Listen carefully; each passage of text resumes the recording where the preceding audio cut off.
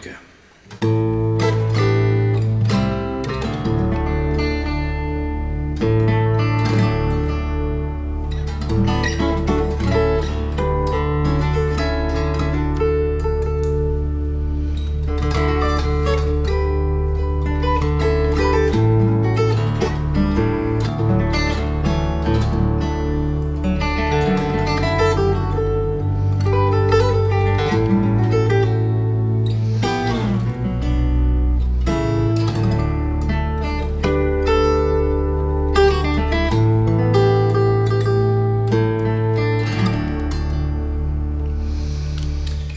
Okay, this video is about the intricacies of not just Tony's guitar playing, but also the difficulties of just, you know, relying on tablature, you know, and how little information it actually gives you.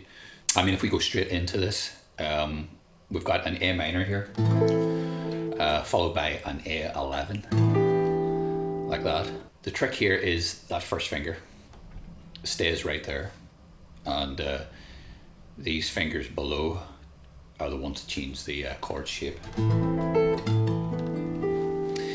And the advantage here is that there's a drone created.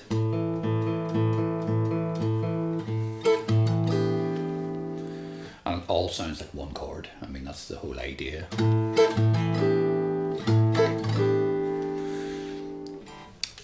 Not easy to do, you know, because this is a bar. This pinky creates a bar here on the A minor.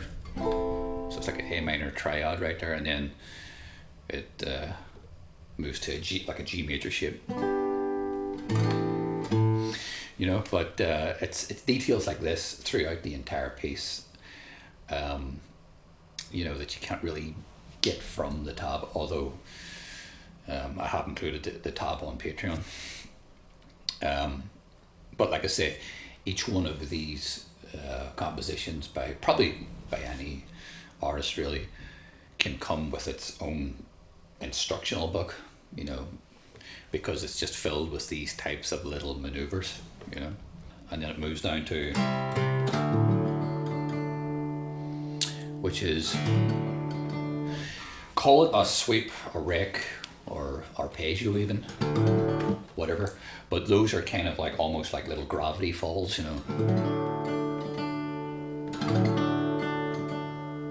You know, it's not kind of, it's just gently kind of where the hand falls down. And then after that you've got the melody part, which is kind of, and basically that's what he's doing there. He's kind of harmonizing that melody, that simple, with basic triads underneath. You know, it's actually a very simple way and very easy to understand harmonic lesson right there in itself. You know, just grab a melody and then harmonize it with triads. These are diatonic 2D, but and while we're on that subject, something you'll see a lot in certainly Shenandoah, but in some other tunes that he does, is this kind of little, I suppose you would call it a roll, where it's that's like a 3-string down rake with using the middle and ring finger, but you complete the triad on top. And if you play that fast,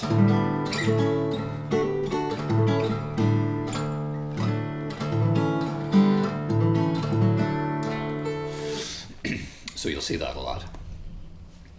Next up is the harmonic in this, yeah. That follows this little D section.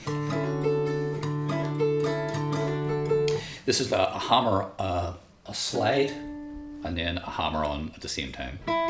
So it's, but if you can't do that, you can just hammer on with the pinky and the middle finger.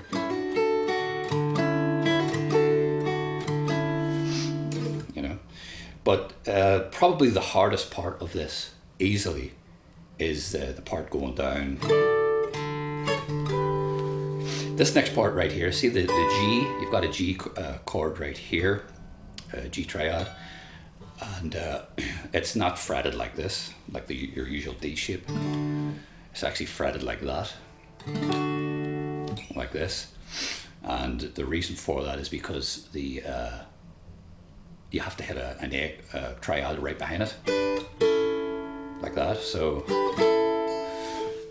now that's hard enough to do, but here the hardest part is to come back, and then it does a pull off. So like that. I know that doesn't look or sound like much, but if you give it a try, you'll see what I mean.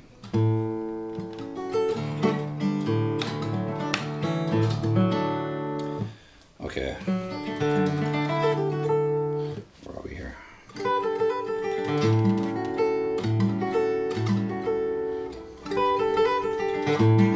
Yeah, there's another thing. So as you're doing that backward kind of pick, and they're individually picked,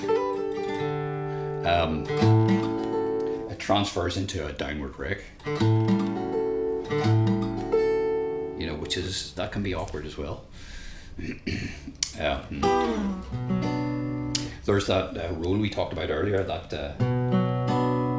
only it's 2 down and then the double stop.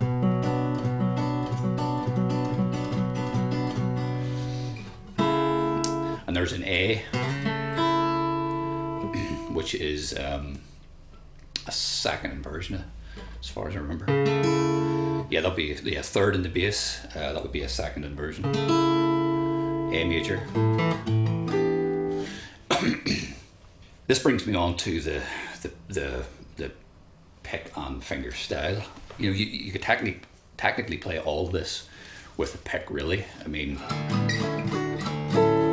you know, you could do that without all of that. You'd get a wee bit stuck here though, because there's a gap between each, you know. But I suppose you could just arpeggiate that. So it is possible to play all this with a plectrum, you know, if you don't do that pick and finger thing. Okay, this next section is a harmonic with a fretted A note on the 5th fret of the E string, making it a G9. So, you know, if I add in the bass there, just a wee detail, it doesn't matter. He will fret that with the pinky, I've noticed, you know, which puts him in with that 1 finger per fret idea, which is pretty cool. It puts your workstation here and you work down the way like that, which is that's pretty cool. I usually would find myself using the middle finger for that, you know, or even the second, you know. There's another thing too. In the tab, I tabbed it correctly, which is it's actually the open E, right? But for whatever reason, I don't know if it's this guitar or whatever, I just prefer that.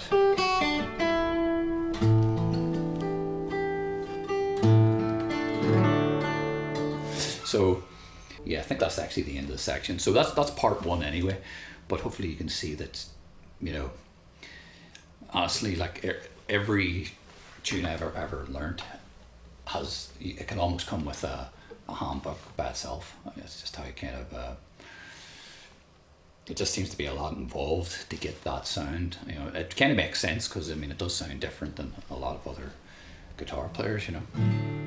Just a lot more slick and controlled.